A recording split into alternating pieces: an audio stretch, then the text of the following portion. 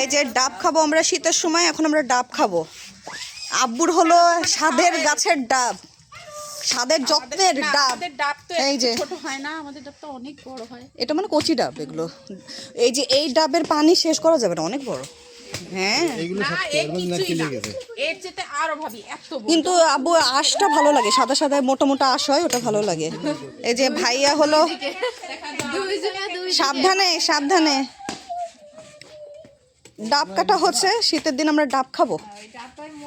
কি ভাইয়া ওটা কি হয়েছে?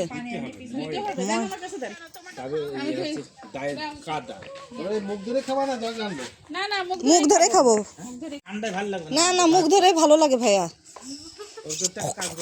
খাবো খালি পাটকাঠি দেখে তো হবে।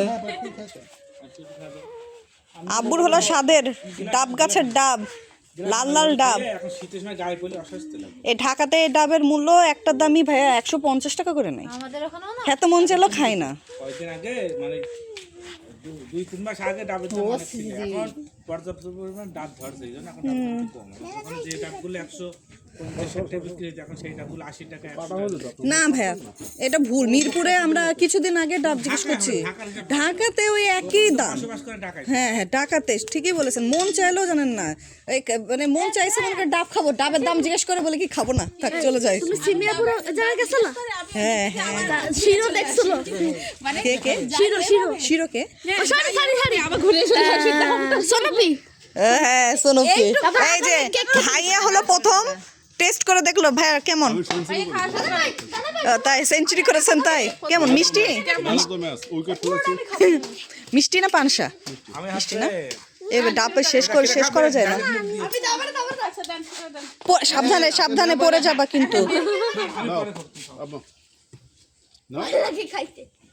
ও গায়ে পড়বে কিন্তু, এখনই সব আবার খোলা লাগবে। সব শেষ করবা? অনেক পানি থাকে, অনেক পানি থাকে, পানি শেষ করা যায় না।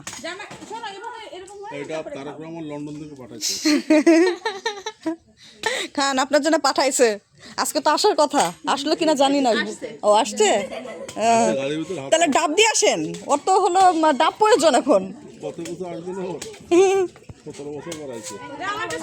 অর্ধেক ঢেললো অর্ধেক ফেললো।